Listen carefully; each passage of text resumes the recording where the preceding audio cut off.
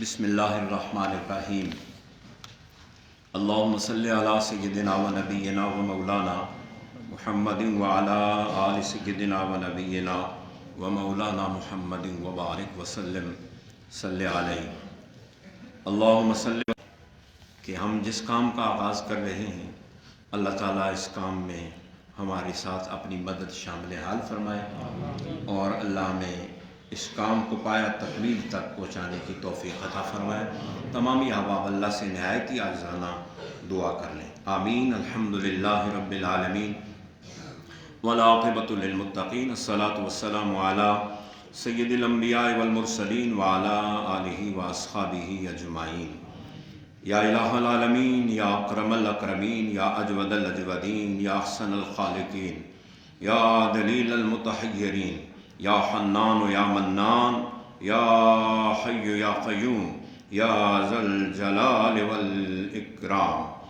پروردگار عالم، تیری توفیق سے یہ سب کچھ ہوا، تو ہی نے دل میں یہ بات ڈالی اور وہ بات ہمارے لیے ہماری نجات کا ذریعہ بنی، اور ہم نے اس ارادے کو اس طرف راغب کیا، اور تیری توفیق سے آج ہم تیری کتاب رحمت قرآن حکیم کے سامنے دوزانہ ہو کر بیٹھتے ہیں۔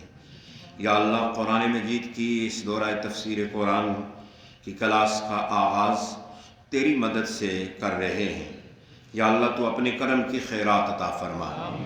یا اللہ، ہم عاجزوں، مسکینوں، گناہگار عاصیوں کا کام یہ تھا کہ تیری کتاب ہم کھول کر بیٹھیں اور اسے ہم سمجھنے کی کوشش کریں۔ مولا، تیری بارگاہ میں التجا ہے کہ تو ہمارے سینوں کو شرح صدر عطا فرما۔ اس قرآن میں جو علم، جو نور، جو معرفت، جو حکمت، جو دانائی، جو عمل، جو اعتقاد، یا اللہ، جو رحمتیں، جو نعمتیں، جو نور، جو کرم، جو ہدایت تو نے رکھی ہے، یا اللہ، اس سب کا فیضان ہمیں نصیب فرما۔ پروردگار عالم، اس قرآن حکیم سے ہمیں قلبی روحانی محبت عطا فرما۔ یا اللہ، جتنے بھی دوست احباب، مرد و خواتین، میری بہنیں، بیٹیاں اوپر بیٹھی ہیں، جتنے میرے بھائی بزرگ آئے ہیں، یا اللہ، ان سب کو تو اپنی رحمتوں سے مالا مال فرما۔ جس کتاب کے سامنے یہ دوزانوں بیٹھے ہیں، یا اللہ، یہ کتاب ان کے لیے دنیا میں بھی روشنی بنا دے، قبر میں بھی روشنی کا ذریعہ بنا دے، اور آخرت میں ان کے لیے نور بنا دے۔ کہ اللہ، اس کتاب کے صدقے میں ان کے گھروں میں بھی رحمتیں فرما۔ یہ جتنا عرصہ یہ کلاس چلے، یا اللہ، ان کو ہر قسم کا امن عطا فرما، بعد میں بھی اللہ ہر قسم کا امن عطا فرما۔ یا اللہ، دل جمی کے ساتھ انہیں قرآن پڑھنے کی توفیق عطا فرما۔ یا اللہ، انہیں محبت اور اخلاص کے ساتھ اس کتاب کو کھول کر اسے سمجھنے کی توفیق عطا فرما۔ یا اللہ، تو ہمیں ہر قسم کی، یا اللہ، افتراق و انتشار سے دور رکھ۔ یا اللہ، تو ہمیں اخلاص اور ایمان کی دولت عطا فرما۔ یا اللہ، ہم قرآن کو قرآن سمجھ کر پڑھیں، اپنے لیے ہدایت کا ذریعہ سمجھ کر پڑھیں۔ یا اللہ، تیری بارگاہ میں التجا ہے، تو اس کا علم ہمیں عطا فرما، اس کا نور، اس کی سمجھ ہمیں عطا فرما۔ جتنے لوگ ہاتھ اٹھائے تیری بارگاہ میں التجا کر رہے ہیں، اللہ، سب کا آنا قبول کر لے، اور سب کو اس کلاس میں استقامت آخری دن تک نصیب فرما۔ ربنا آتنا فی الدنیا حسنۃ وفی الآخرۃ حسنۃ وقنا عذاب النار، وصلی اللہ تعالی علی رسول خیر خلقہ محمد وآلہ واصحابہ اجمعین برحمتک یا ارحم الراحمین۔ تمام مرد و خواتین کو دورہ تفسیر القرآن کی کلاس منعقدہ جامع مسجد حنفیہ، آوان مارکیٹ، خیابان سر سید، سیکٹر 2، راولپنڈی میں خوش آمدید کہتا ہوں۔ اہلاً و سہلاً، مرحبا، آپ کو ہر کدیا آو خیر بخیر آگلے کہتا ہوں۔ اللہ سب کو خوشیاں دے، اللہ سب کو اپنی رحمتوں سے مالا مال کرے۔ ہم اپنے دل اور آنکھیں آپ کے لیے فرش راہ کیے ہوئے ہیں، اس لیے کہ آپ ایک عظیم منصب کے لیے، ایک عظیم کام کے لیے آئے ہیں۔ آپ قرآن پڑھنے کے لیے آئے ہیں، قرآن سمجھنے کے لیے آئے ہیں۔ میرے آقا کریم علیہ السلام نے ارشاد فرمایا ہے، اللہ کے فرشتے اس شخص کے پاؤں کے نیچے پر بچھاتے ہیں جو طلب علم کے لیے نکلتا ہے۔ طالب علم وہ نہیں کہ جو سکول میں جائے، طالب علم وہی نہیں کہ جو مدرسے میں جائے۔ حضور نے فرمایا اطلب العلم من المہد الی اللحد، علم پنگوڑے سے لے کر قبر تک حاصل کرو۔ بندہ جس وقت بھی علم کے لیے نکلے گا، اس کی عمر 70 سال ہو کے 80 سال، 10 سال ہو کے 20 سال، وہ علم کے لیے جب بھی قدم اٹھائے گا، اللہ کے نورانی فرشتے اس کے پاؤں کے نیچے اپنے پر بچھا لیں گے۔ آپ آج گھر سے نماز پڑھنے بھی آئے ہو، لیکن گھر سے آپ کی نیت یہ بھی تھی کہ آج ہم قرآن پڑھنے جا رہے ہیں، دورہ تفسیر قرآن کی کلاس میں جا رہے ہیں۔ میرا وجدان یہ کہتا ہے اور میرا اس پر ایمان اور یقین ہے، میں اپنے آقا کریم کی حدیث کو 100% نہیں 1000% سچا جانتا ہوں، اور قسم اٹھا کے قرآن کے سامنے کہتا ہوں، یقیناً جب آپ گھر سے نکلے ہو اور ادھر آئے اور اس وقت ادھر موجود ہو، اللہ کے نورانی فرشتوں نے اپنے پر تمہارے پاؤں کے نیچے رکھے ہوئے ہیں۔ آپ کا آنا آج نماز کی ثواب الگ ہے، قرآن پڑھنے کا ثواب اللہ آج آپ کو الگ عطا فرمائے گا۔ یہ میری بہنوں اور میری بیٹیوں اور میری ماؤں کے لیے بھی یہی اجر ہے جو آپ کے لیے ہے، اور جو آپ کے لیے ہے یہ ان کے لیے بھی اجر ہے۔ اللہ تعالی ہم سب کو استقامت عطا فرمائے۔ الحمدللہ نحمدہ ونستعینہ ونستغفرہ ونؤمن بہ ونتوکل علیہ ونعوذ باللہ من شرور انفسنا ومن سیئات اعمالنا، من يهده الله فلا مضل له ومن يضلله فلا هادي له، ونشهد ان لا اله الا الله وحده لا شريك له، ونشهد ان سيدنا ونبينا وحبيبنا ومولانا محمدا عبده ورسوله، اما بعد فاعوذ بالله من الشيطان الرجيم، بسم الله الرحمن الرحيم، ثم اورثنا الكتاب الذين اصطفينا من عبادنا فمنهم ظالم لنفسه ومنهم مقتصد ومنهم سابق بالخيرات بإذن الله، ذلك هو الفضل الكبير، صدق الله مولانا العظيم۔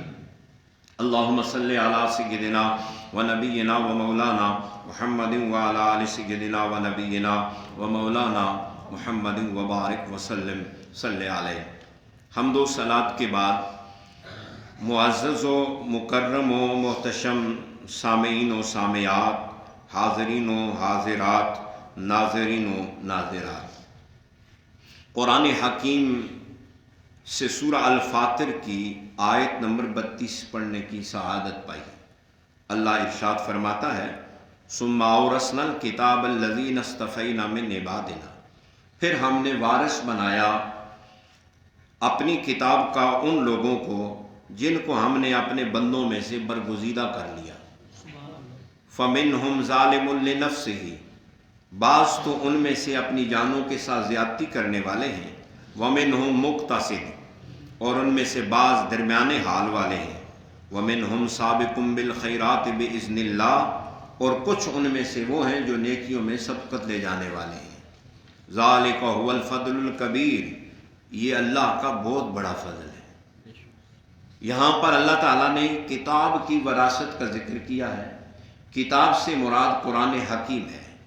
اللہ کہتا ہے میں نے اپنے قرآن کا وارث اپنے بندوں میں سے چنیدہ لوگوں کو بنایا ہے۔ پہلے تو یہ عبادنا کے نام میرے بندے، اور پھر ان میں سے بھی استفینا جن کو ہم نے چن لیا ہے۔ یہ ساری کائنات میں ہر نبی کے امتی کلمہ گو اللہ کے بندے ہیں، لیکن قرآن حکیم کے لیے اللہ نے اپنے سارے نبیوں کی امتوں میں سے مصطفیٰ کی امت کو چن لیا ہے۔ استفینا من عبادنا، اپنے بندوں میں سے ہم نے چن لیا ہے ان لوگوں کو جنہیں ہم نے قرآن کا وارث بنا دیا ہے۔ حضور کی امت قرآن کی وارث ہے، یہ ہمارا ترکہ ہے، ہمارا ورثہ ہے جو آج ہم بھول گئے ہیں۔ شکر الحمدللہ آج ہم اس وراثت کو لینے کے لیے یہاں بیٹھے ہیں۔ آج آغاز کر رہے ہیں کہ ہم اپنا جو ورثہ ہم سے رہا ہوا ہے اس ورثے کو ہم حاصل کریں، اس ورثے کو ہم پڑھنے اور سمجھنے کی کوشش کریں۔ قرآن نے آگے 3 طبقات کا ذکر کیا ہے۔ فَمِنْهُمْ ظَالِمٌ لِنَفْسِهِ، کچھ وہ ہیں جن سے زیادتیاں ہو جاتی ہیں اپنی جانوں پر۔ وَمِنْهُمْ مُقْتَصِدٌ، کچھ درمیانے حال والے ہیں۔ وَمِنْهُمْ سَابِقٌ بِالْخَيْرَاتِ بِإِذْنِ اللَّهِ، اور کچھ اللہ کے حکم سے سبقت لے جانے والے ہیں۔ میں آپ چھوٹے لوگ جتنے ہیں ہم پہلے درجے میں آتے ہیں، زیادتیاں ہو جاتی ہیں، پھر توبہ کرتے ہیں، کبھی مہینے میں ایک دفعہ قرآن پڑھ لیتے ہیں، رمضان میں ایک دفعہ پڑھ لیتے ہیں، پھر سال بھولے رہتے ہیں، بہرحال جوڑ لگا رہتا ہے، تھوڑا تھوڑا پڑھتے رہتے ہیں۔ دوسرے اہل علم علماء ہیں جو صبح و شام قرآن پڑھاتے ہیں، درس دیتے ہیں، لوگوں کو سمجھاتے ہیں، یہ درمیانے حال والے ہیں۔ اور کچھ وہ ہیں جو اللہ کے حکم سے سبقت لے جانے والے ہیں، جن تک کوئی پہنچنے والا نہیں ہے۔ وہ کون لوگ ہیں جو اس قرآن مجید میں سبقت لے جانے والے ہیں؟ وہ حضور علیہ الصلوۃ والسلام کی آل بیت اطہار ہے، جن کو اللہ نے قرآن سے جوڑا ہوا ہے اور قرآن کو ان سے جوڑا ہوا ہے۔ وہ سابقین لوگ ہیں، وہ نیکیوں میں سبقت لے جانے والے ہیں۔ اللہ کہتا ہے ذالک والفضل الکبیر، یہ اللہ کا بڑا فضل ہے، معروم کوئی بھی نہیں ہے۔ جو چھوٹے ہیں اللہ کہتا ہے ان پر بھی تو فضل ہے، جو درمیانے والے ہیں ان پر بھی اللہ کا فضل ہے، اور جو بہت آگے نکل گئے ان پر بھی اللہ کا۔ ہم سب اللہ کے فضل سے خیرات پا رہے ہیں۔ میں آپ کو خوش آمدید کہنے کے بعد عرض کرنا چاہوں گا کہ جس کام کے لیے آپ آئے ہو اس کا کتنا بڑا اجر ہے۔ آپ اپنے آپ کو چھوٹا نہ سمجھیں، اور آپ یہ نہ سمجھیں ادھر آپ کر بیٹھے ہیں تو آپ کو کیا ملے گا۔ حضور کی حدیث سماعت فرمائیں۔ حضور نے حضرت ابو ذر غفاری رضی اللہ تعالیٰ عنہ سے فرمایا، یا ابا ذر لَأَن تَغْدُوَ فَتَعَلَّمَ آیَةً مِّن کتاب اللہ خَیْرٌ لَکَ مِنْ أَن تُصَلِّیَ مِئَةَ رَکعۃ۔ اے ابو ذر، اگر تو صبح اس حال میں کرے کہ تو قرآن مجید کی صرف ایک آیت سیکھ لے تو تیرے لیے 100 رکعت نماز پڑھنے سے زیادہ افضل ہے۔ سبحان اللہ۔ صرف قرآن کی ایک آیت، الحمدللہ رب العالمین، کسی نے یہ ترجمہ سمیت سیکھ لی، تفسیر جان لی، میرے حضور کا فرمان ہے 100 رکعت نماز سے زیادہ بہتر اور افضل ہے۔ اور فرمایا ابو ذر، اگر تو صبح کرے اور قرآن مجید کا ایک باب سیکھ لے، مکمل ایک عنوان سیکھ لے، اور اس پر تو عمل کرے یا نہ کرے، عمل کرے عمل بہی او لم یعمل بہی خیر من ان تصلی الف رکعہ، فرمایا ابو ذر تیرے لیے 1000 رکعت سے بہتر ہے۔ وہ مجاہد، وہ شب بیداریاں کرنے والے جو راتوں کو اٹھ کر 100 نفل پڑھتے ہیں، 1000 تو پڑھی نہیں جا سکتی ایک رات میں، لیکن میرے مصطفیٰ کریم نے فرمایا تم 1000 رکعت پڑھنے پر اتنے نہ تھکو، آؤ کسی عالم کی صحبت میں بیٹھ کر قرآن کی ایک سورت سیکھ لو، وہ 1 گھنٹہ لگے یا آدھا گھنٹہ، میرا رب تمہیں 1000 رکعت نماز کا ثواب عطا فرمائے گا، 1000 رکعت نماز کا ثواب عطا فرمائے گا۔ آپ الحم سے والناس تک قرآن پڑھیں گے تو پھر اصحاب آخر میں جا کر نہ میرا اور آپ کا کوئی کیلکولیٹر لگا سکے گا، یہ اصحاب لگائے گا تو میرا رب خود لگا کر ہی اس کا اجر عطا فرمائے گا، اور اس کے فرشتے لکھ کر دفتر بھر کر انشاءاللہ قیامت کے دن آپ کے نامہ اعمال میں پیش کریں گے۔ ایک اور حدیث شریف جلدی سے عرض کرنا چاہوں گا۔ نبی اکرم صلی اللہ علیہ وآلہ وسلم نے ارشاد فرمایا، کوئی بھی قوم اللہ کے گھروں میں سے کسی گھر میں مل کر بیٹھتی ہے، یتلون کتاب اللہ ویتدارسون فیما بینہم، وہ اللہ کے قرآن کی تلاوت کرتے ہیں اور آپس میں درس و تدریس کرتے ہیں۔ یہی صورت جو آج بنی ہوئی ہے، ایک فقیر حقیر بیٹھا آپ میں سے سب سے چھوٹا آدمی آپ کے سامنے قرآن بیان کر رہا ہے، آپ عظیم تر لوگ ہو کہ قرآن سیکھنے کے لیے آئے ہو، آپ کا بہت بڑا مقام ہے، آپ سیکھنے کے لیے بیٹھے ہو، یہ درس و تدریس کا ایک ماحول بنا ہوا ہے، تو میرے آقا کریم نے فرمایا جب قوم اس طرح اللہ کے گھر میں بیٹھ جائے اور اللہ کی کتاب کی تلاوت کریں، درس و تدریس کریں، الا نزلت علیہم السکینہ، اللہ ایسے لوگوں پر آسمان سے سکینہ نازل کرتا ہے، وغشیتہم الرحمہ، اور اللہ کی رحمت انہیں ڈھانپ لیتی ہے، وخفتہم الملائکہ، اور فرشتے ان کو اپنے نورانی پروں سے ڈھانپ لیتے ہیں، وذکرہم اللہ فی من عندہ، اور اللہ اپنے پاس جو اعلیٰ مخلوق فرشتوں کی ہے ان کے سامنے ذکر کرتا ہے، اے فرشتوں دیکھو نا، آج زمین پر راول پنڈی کے شہر میں ایک کونے میں جامع مسجد حنفیہ میں ایک چھوٹے سے بچے سے لے کر جوان اور جوان سے لے کر 80 85 90 سال کے بوڑھے تک آج اس کلاس میں مرد بھی ہیں، خواتین بھی ہیں، بیٹیاں بھی ہیں، بہنیں بھی ہیں، بزرگ بھی ہیں، یہ سب بیٹھ کر اللہ کا قرآن پڑھ رہے ہیں، میرے مصطفیٰ کے قلب پر اترنے والی میری کتاب کی تلاوت کے لیے جمع ہے۔ فرشتوں دیکھو نا، تم کہتے تو فسادی ہوں گے، یہ کدھر فسادی ہیں؟ یہ دیکھو اپنے سارے کام چھوڑ کر میرے قرآن کے سامنے شاگرد بن کے بیٹھے ہوئے ہیں۔ کتنی اللہ کی رحمت ہے، کتنی اللہ کی برکت ہے۔ تیسری حدیث سماعت کر لو، نبی اکرم صلی اللہ علیہ وسلم حضرت ابو سعید خدری کہتے ہیں کہ ہم صحابہ کمزور مہاجرین کی ایک جماعت میں ہم مسجد میں بیٹھے ہوئے تھے، اور حال یہ تھا کہ کسی کا لباس بھی پورا نہیں تھا۔ ہم جس کے پاس لباس زیادہ تھا وہ اپنی چادر سے دوسرے کو ڈھانپ رہا تھا، اور ایک قرآن کا قاری قرآن پڑھ رہا تھا ہم پر۔ اسی اثناء میں حضور تشریف لے آئے۔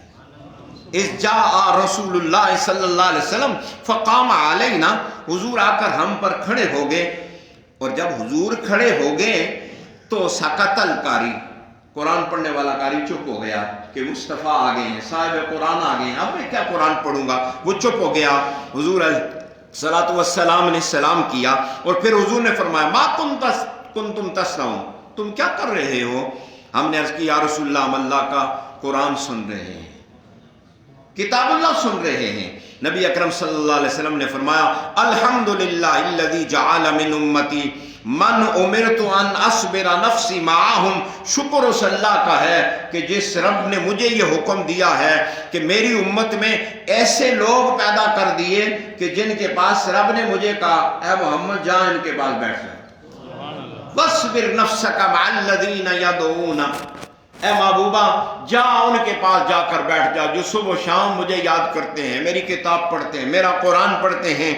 حضور نبی اکرم صلی اللہ علیہ وآلہ راوی کہتے ہیں فَجَلَسَ وَسْطَنَا، حضور ہمارے درمیان بیٹھ کے، اس طرح بیٹھ کے تاکہ ہم سب کو حضور دیکھیں اور ہم سب حضور کو دیکھیں۔ ثم قال، پھر حضور علیہ السلام نے اپنے ہاتھ سے فرمایا، یوں فرما ہاکذا فتحلق، لوگوں یوں ہلکا بنا لو، یوں ہلکا بنا لو، بالکل ایسے ہی جیسے ابھی میں نے کہا سارے لوگ سامنے بیٹھ جائیں تاکہ سارے ایک نظر مجھے بھی آ سکیں اور آپ مجھے بھی دیکھ سکیں، ہلکے میں سارے بیٹھ جائیں، سب کو ہلکے میں بٹھا دیا میرے آقا کریم علیہ الصلوۃ والسلام نے۔ فقالا، پھر حضور نے فرمایا ابشروا یا معشر سالک المہاجرین، بشارت ہو تم کو، خوشخبری ہو اے مہاجرین کے کمزور لوگوں، بالنور التام یوم القیامت، قیامت کے دن اللہ تم کو مکمل نور عطا فرمائے گا۔ تدخلون الجنت قبل الاغنیاء الناس بنصف یوم، اور قیامت کے دن تم غنی جنتیوں سے آدھا دن پہلے جنت میں جاؤ گے۔ وذالک 500 سنہ، اور وہ دن آدھا 500 سال کا ہوگا۔ تم غنی مالدار جنتیوں سے 500 سال پہلے جنت میں داخل ہو گئے۔ عالی وقار دوستو، بس ایک حدیث اور میں آپ کو جلدی کے ساتھ سناتا ہوں۔ زید بن ارقم رضی اللہ تعالیٰ عنہ کہتے ہیں کہ رسول اکرم صلی اللہ علیہ وسلم نے فرمایا میں تمہارے اندر 2 چیزیں چھوڑ کے جا رہا ہوں، اگر تم نے ان کو مضبوطی سے پکڑو اور ان کو مضبوطی سے تھام لو، لم تضلوا بعدی، میرے بعد پھر کبھی گمراہ نہیں ہوگے۔ احدہما اعظم من الاخر، ان میں سے ایک دوسرے سے بڑی ہے کتاب اللہ، ایک اللہ کا قرآن ہے۔ حبل ممدود من السماء الى الارض، جو آسمان سے زمین تک پھیلا ہوا ہے، یہ اتنی طویل رسی ہے کہ آسمان سے زمین تک آتی ہے۔ وَإِطْرَتِ آلُ بَيْتِ، اور دوسری میری اطرت، میری آل بیت ہے۔ لَن يَتَفَرَّقَا حَتَّى يَرِدَ عَلَيَّ الْحَوْض، یہ دونوں جدا نہیں ہوں گے یہاں تک کہ حوض کوثر پر اکٹھے میری بارگاہ میں حاضر ہوں گے، قرآن اور میری آل۔ فَانظُرُوا كَيْفَ تَخْلُفُونِ فِيهِمَا، پس غور کرو میرے بات تم ان کے ساتھ کیا کرتے ہو، قرآن کے ساتھ کیا کرتے ہو اور آل کے ساتھ کیا کرتے ہو۔ وہ سب کو پتا ہے کہ ہم قرآن کے ساتھ کیا حاشر کر رہے ہیں اور کیا کیا ہے، اور آل کے ساتھ کیا کر رہے ہیں اور کیا کیا ہے۔ یہ باتیں ساتھ ساتھ ہوتی رہیں گی، لیکن میرے آقا کریم علیہ السلام نے ایک دفعہ صحابہ کو کہا تھا تمہیں خوشخبری ہو، خوشخبری ہو، خوشخبری ہو۔ کیا گواہی دیتے ہو اللہ کے سوا کوئی معبود نہیں؟ جی ہاں یا رسول اللہ ہم گواہی دیتے ہیں اللہ کے سوا کوئی معبود نہیں ہے۔ تو حضور نے فرمایا پھر سنو، ان ھذا القرآن سبب، یہ قرآن ایک ایسا واسطہ اور سبب ہے، طرفہ بید اللہ، اس کا ایک کونا اللہ کے ہاتھ میں ہے، وطرفہ بایدیکم، اور دوسرا کونا تمہارے ہاتھوں میں ہے، فتمسکوا بہ، اس کو مضبوطی سے پکڑ لو، تم میرے بعد کبھی نہ گمراہ ہوگے اور نہ ہلاک ہوگے۔ یہ مزے کی بات نہیں ہے کہ اللہ کہتا ہے کہ قرآن کا ایک کونا میرے ہاتھ میں ہے، دوسرا کونا تمہارے ہاتھوں میں ہے۔ ہم جب قرآن کو یوں چومتے ہیں نا، یہ عقیدہ رکھ کے چوما کرو، اس قرآن کے ایک طرف رب کا ہاتھ ہے، اس لیے میں قرآن کو ہی چوم کر قرآن کو نہیں چومتا، میں خدا کے ہاتھ کی لذت بھی لے رہا ہوں، میں اللہ کی قدرت کے ہاتھ کی لذت، جیسا اس کا ہاتھ ہے وہ ہمارے ہاتھوں کی طرح ہاتھ نہیں ہے۔ ہمارے لیے یہ بھی تو فضیلت معاب بات ہے کہ ہم بیعت کرتے ہیں اپنے شیخ کی، وہ مرید ہیں، آپ دیتے ہیں اپنے شیخ کے ہاتھ میں، ان کا ہاتھ اپنے شیخ کے ہاتھ میں، جاتے جاتے کسی کا ہاتھ علی کے ہاتھ میں، کسی کا ہاتھ صدیق کے ہاتھ میں، یہ دونوں ہاتھ مصطفیٰ کے ہاتھ میں، اور مصطفیٰ کا ہاتھ ید اللہ فوق ایدیہم، ان پر خدا کا ہاتھ ہے۔ گویا شیخ کا ہاتھ بھی چوم کر ہم واسطوں سے خدا کا ہاتھ چوم رہے ہوتے ہیں، ہم اللہ کی نسبت حاصل کر رہے ہوتے ہیں۔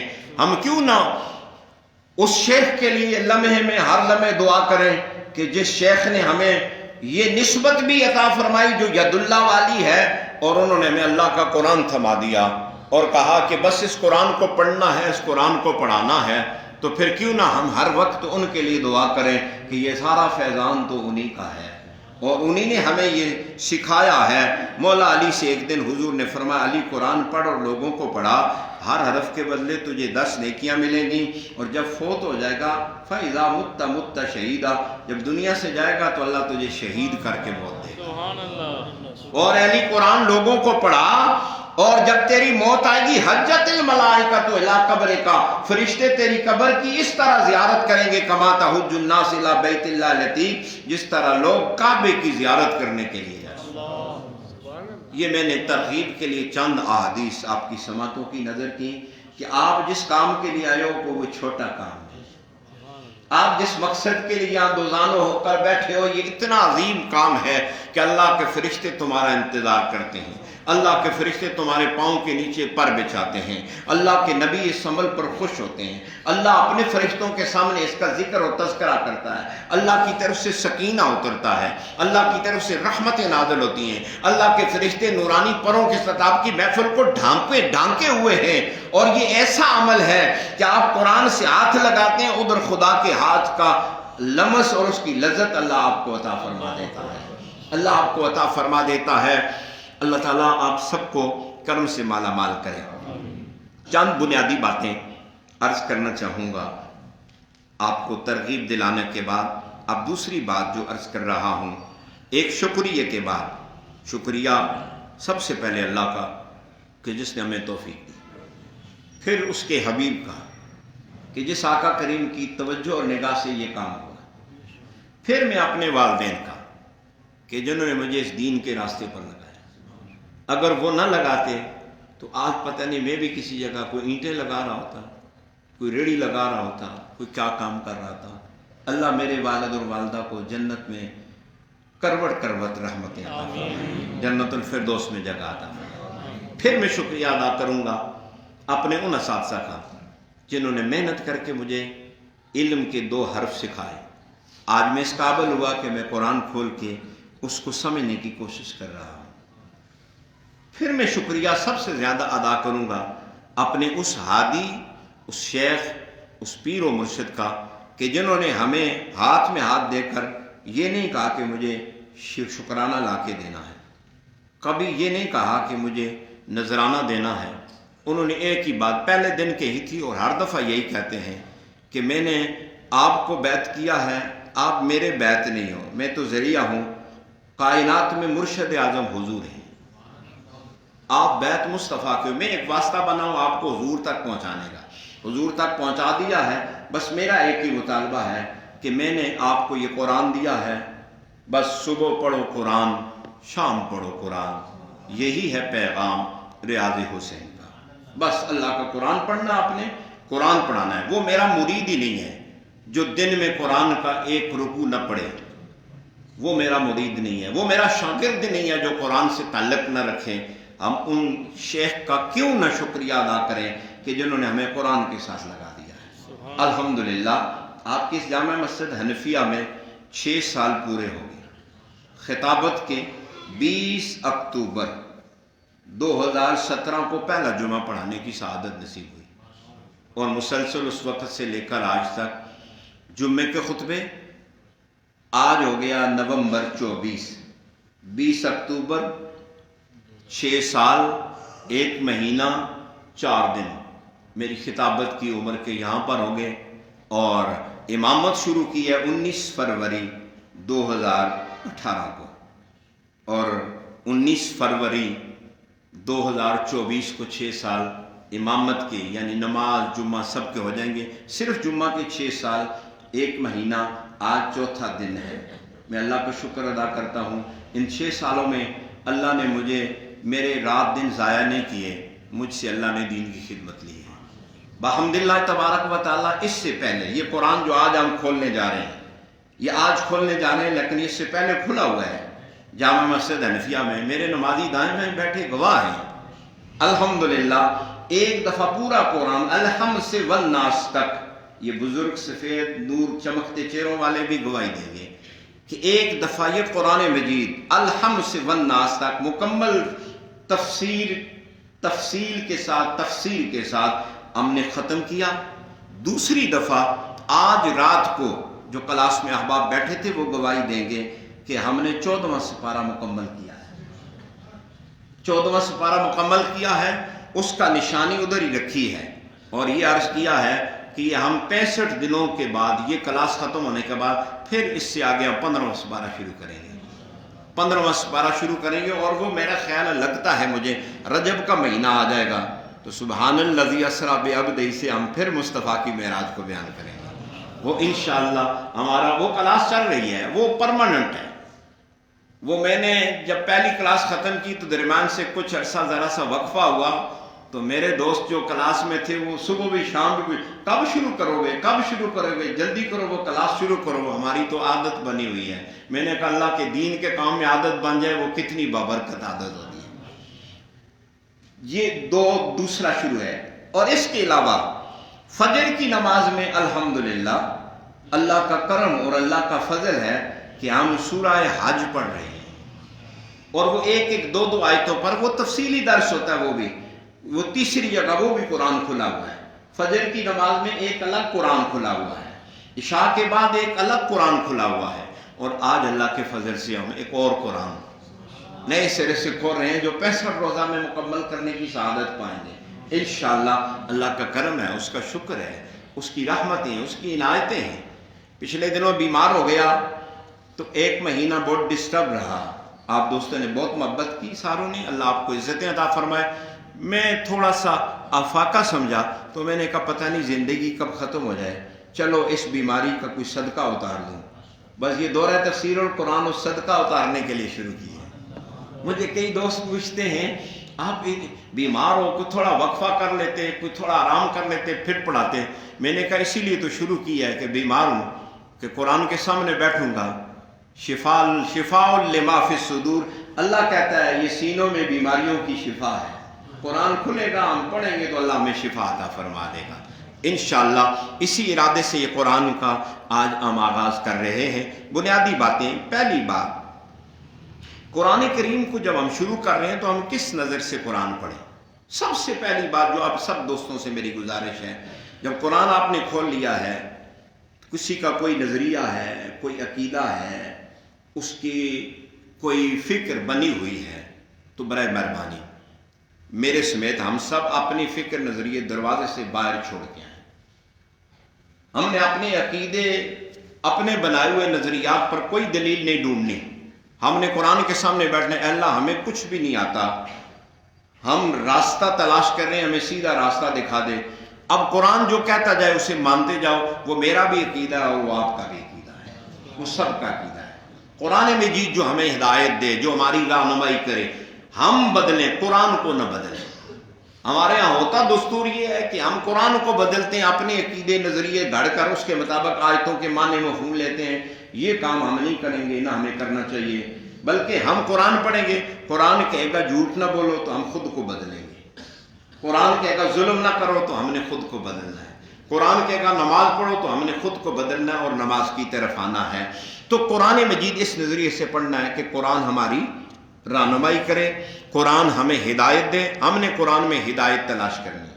قرآن دستور حیات ہے، ہم نے زندگی کا ڈھنگ سیکھنا ہے. قرآن نور ہے، ہم نے اپنی زندگی میں قرآن سے نور لانا ہے. قرآن علم ہے، ہم نے قرآن سے علم کی دولت حاصل کرنی ہے. قرآن شفا ہے، ہم نے اس قرآن سے اپنی بیماریوں کا علاج کرنا ہے. قرآن کے سامنے خالی و ذہن ہو کر بیٹھنا ہے.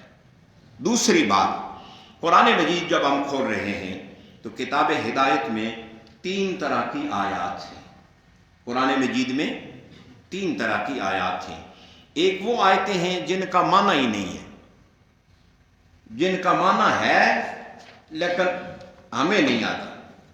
ان کو حروف مقطعات کہتے ہیں، جیسے الف لام میم، الف لام میم را، الف لام را، ہا میم، عین سین کاف، کاف ہا یا عین صاد، قاف نون ہا میم. یہ حروف مقطعات ہیں. ان کا معنی نہ قرآن مجید میں کسی نے لکھا ہے نہ کسی کو آتا ہے. معنی ہے لیکن ہمیں آتا. یہ راز ہیں اللہ کے درمیان اور اس کے رسول صلی اللہ علیہ وآلہ وسلم کے درمیان. جبرائیل امین جب الف لام میم لے کر آئے تو تلاوت کی. الف حضور نے فرمایا میں جان گیا، لام حضور نے فرمایا میں جان گیا، میم حضور نے فرمایا عالم تو میں جان گیا. عرض کی یا رسول اللہ، جب بھی میں قرآن کا کوئی حصہ لے کر آتا تھا مجھے پتا ہوتا تھا اس میں کیا ہے. آج میں لے کر آیا مجھے نہیں پتا اس میں کیا ہے. آپ کہتے ہو میں جان گیا، مجھے نہیں پتا، آپ کہتے ہو میں جان گیا. میرے آقا کریم نے فرمایا جبریل ھذا سر بینی و بین اللہ، یہ میرے اور میرے رب کے درمیان راز ہے. یہ میرے اور میرے رب کے درمیان کچھ کوڈ ورڈز ہوتے ہیں، انگریزی میں بھی استعمال ہوتے ہیں، وہ اسی کو پتا ہوتا ہے جس کے ساتھ وہ بات کر رہا ہوتا ہے. اللہ نے کہا کچھ باتیں لوگوں تمہارے لیے ہیں، کچھ عوام کے لیے ہیں، کچھ انسانوں کے لیے ہیں، کچھ کائنات کے لیے ہیں. وہ سب کے لیے کر رہا ہوں، کچھ میں اپنے لیے بھی تو کروں اور اپنے محبوب کے لیے بھی تو کروں. تو وہ راز ہیں قرآن مجید کے حروف مقطعات اللہ اور اللہ کے رسول کے درمیان. دوسری آیات جو ہیں وہ آیات متشابہات ہیں. آیات متشابہات وہ ہیں ان کا معنی ہے لیکن وہ معنی نہیں ہے جو منشا الہی ہے، جو اللہ کا ارادہ اور اللہ کی منشا ہے وہ معنی نہیں ہے. جیسے مثال کے طور پر ید اللہ فوق ایدیہم، ان کے ہاتھوں پر اللہ کا ہاتھ ہے. اللہ کے ہاتھ سے کیا مراد ہے؟ کیا ہمارے ہاتھ کی طرح؟ نہیں. 5 انگلیاں؟ نہیں. اس کی پیٹھ، اس کا پیٹ؟ نہیں، کچھ بھی نہیں. اللہ تو جسم و جسمانیات سے پاک ہے، مکان و مکانیات سے پاک ہے، جہت شکل صورت سے پاک ہے. اللہ ہم تمہاری عقل میں ذہن میں آنے والا نہیں ہے. تو پھر ید اللہ سے کیا مراد ہے؟ معنی ہے لیکن وہ معنی نہیں ہے جو ہم سمجھے ہیں. اس کا معنی جو اللہ کے ہاں وہی مراد ہے. اس لیے جو آیات متشابہات ہیں ان کے مطابق فیصلہ نہیں کیا جائے گا، ان پر عقیدہ نہیں بنے گا، ان پر عمل نہیں ہوگا، ان کا علم اللہ کے حوالے کیا جائے گا. تیسری قسم کی جو آیات ہیں وہ آیات محکمات ہیں. تیسری قسم کی آیات محکمات ہیں اور یہ قرآن مجید کا اصل ہے. یہ وہ آیتیں جن کا مطلب بھی واضح ہے، جن کا معنی بھی ہے اور معنی واضح بھی ہے اور ہماری سمجھ میں آتا بھی ہے. قرآن مجید میں اللہ ارشاد فرماتا ہے سورہ آل عمران آیت نمبر 7، هو الذی انزل علیک الکتاب، وہ اللہ جس نے آپ پر کتاب اتاری، منہ آیات محکمات، ان میں کچھ آیتیں محکم ہیں، ہن ام الکتاب، وہ کتاب کی اصل ہیں، وَأُخَرُ متشابہات، اور دوسری کتاب آیتیں متشابہ ہیں. فَأَمَّا الَّذِينَ فِي قُلُوبِهِمْ زَيْغٌ، جن کے دلوں میں کجی ہے، فَيَتَّبِعُونَ مَا تَشَابَهَ مِنْهُ، تو وہ پیروی کرتے ہیں آیات متشابہ کی، ابتغاء الفتنہ، فتنہ چاہتے ہوئے اس کی تلاش میں، وابتغاء تاویلہ، اور اس کا تعویل تلاش کرتے ہیں، وَمَا يَعْلَمُ تَعْوِيلَهُ إِلَّا اللَّهُ، ان کی تعویل اور معنی اللہ کے سوا کوئی نہیں جانتا۔ متشابہ آیات کا معنی اللہ جانتا ہے۔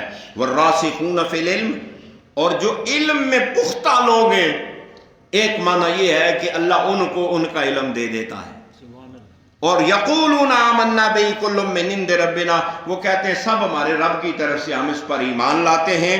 وما یذکر الا اولو الالباب، نصیحت تو صرف اللہ والے ہی، عقل والے ہی حاصل کر سکتے ہیں۔ اکثر آیات جو محکمات ہیں وہ 6 قسم کے مطالبات ان میں ہیں۔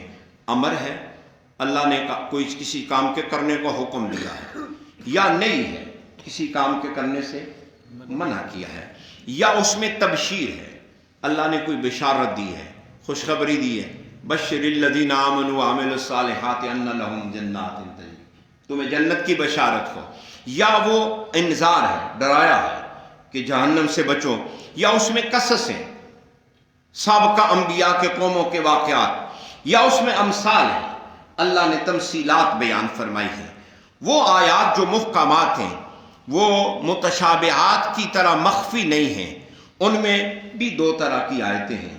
ایک وہ آیاتیں جو بالکل واضح ہیں، ان کے معنی کی تشریح کی ضرورت ہی نہیں، جیسے قل هو اللہ احد اللہ الصمد لم یلد ولم یولد ولم یکن لہ کفوا، جب بھی پڑھو ہر بندہ چھوٹے سے چھوٹا بھی کہتا ہے اللہ ایک ہے، اللہ جیسا کوئی نہیں ہے، نہ وہ کسی سے پیدا ہوا نہ اس سے کوئی پیدا ہوا، کوئی اس کا برابر اور ساجی، بالکل واضح ہے، اس کی کوئی تفسیر کی ضرورت ہے ہی نہیں، ہر بندہ پڑھتے ہی سمجھ جاتا ہے، یہ محکم واضح آیتیں ہیں۔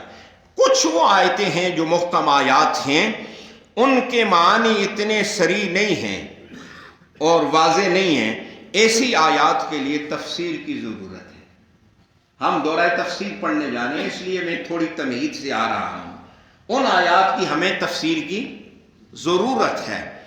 تفسیر، جب ہم تفسیر تک پہنچا ہے تو قرآن مجید کی جو تفسیر ہے وہ 7 قسموں پر ہے۔ تفسیر قرآن کی کتنی قسمیں ہیں؟ 7 اقسام ہیں۔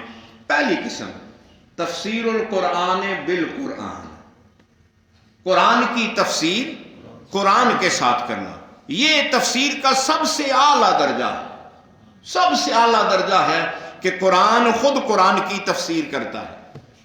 میرے شیخ طریقت اور استاذی الکریم قبلہ سید ریاض حسین شاہ صاحب، حضور مفکر اسلام، مفسر قرآن، وہ فرماتے ہوتے ہیں کہ بندہ جب قرآن پڑھنے بیٹھے تو اللہ کا قرآن جب پڑھتا ہے تو اس کے ذہن میں ایک سوال پیدا ہوتا ہے۔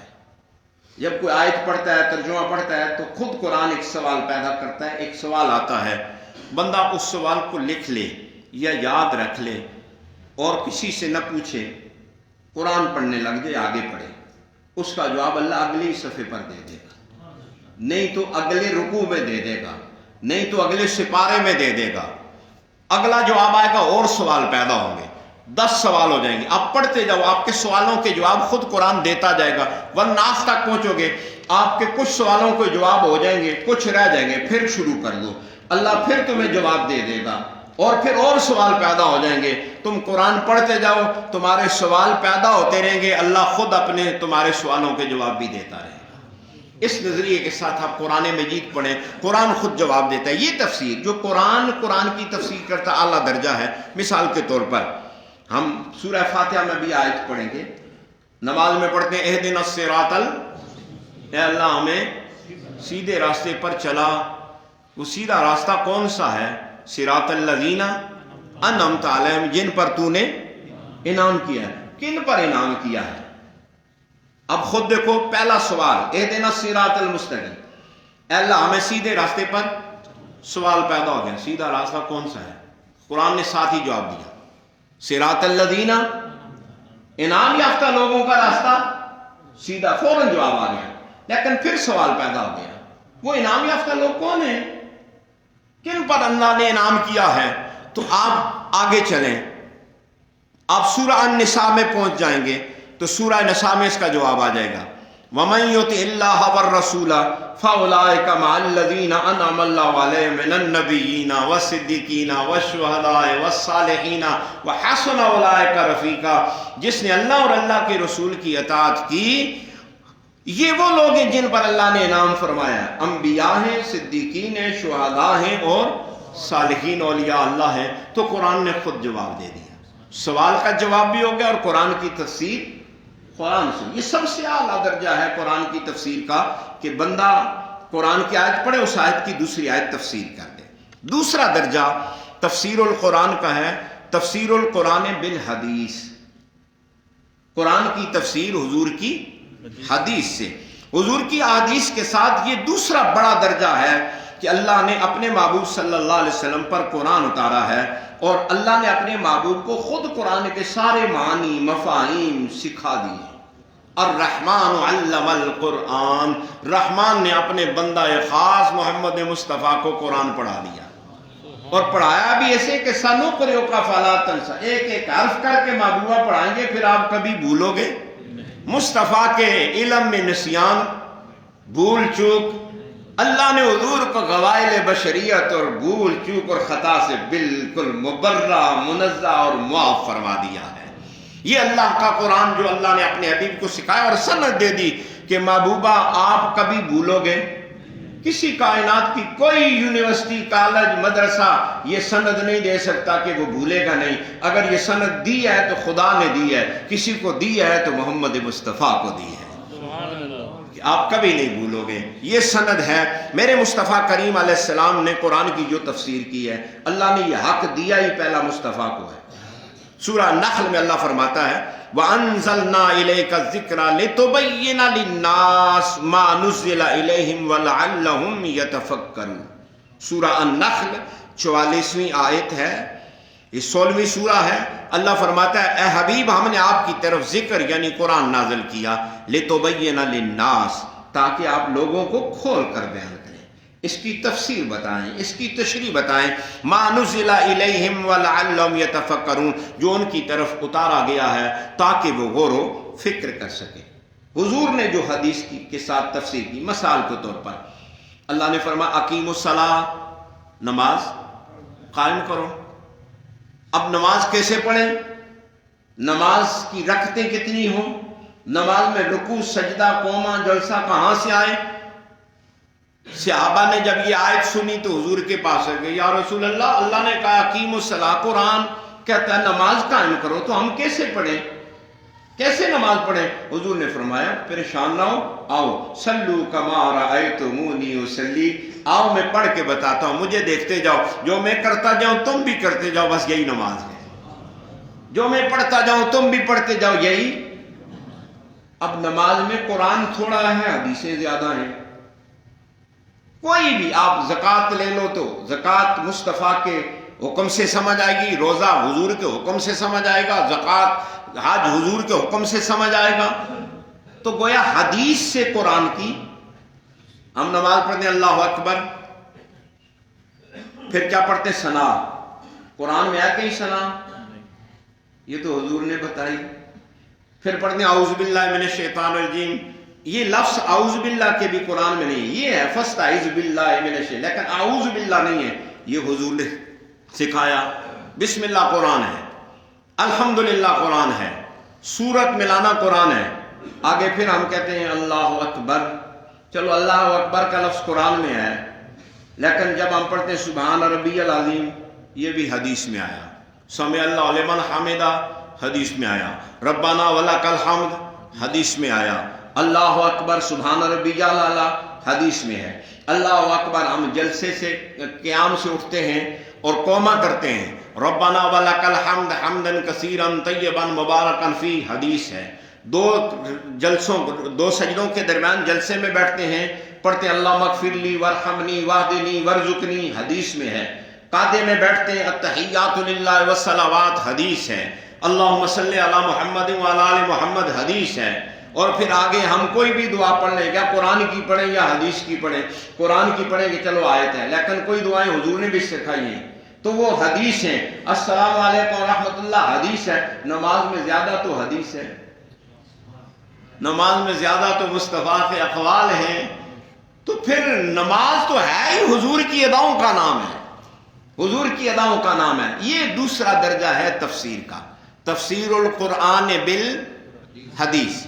پہلا درجہ قرآن کی تفسیر قرآن سے، دوسرا درجہ قرآن کی تفسیر حدیث سے، تیسرا درجہ تفسیر القرآن بآثار الصحابہ، قرآن کی تفسیر صحابہ کے اقوال سے، اس لیے کہ قرآن کو بلا واسطہ ڈائریکٹ اگر کسی نے حضور سے پڑھا ہے تو حضور کے صحابہ ہیں، جن حضور کا رخ انور بھی دیکھا، حضور کی باتیں بھی سنی، قرآن بھی پڑھا۔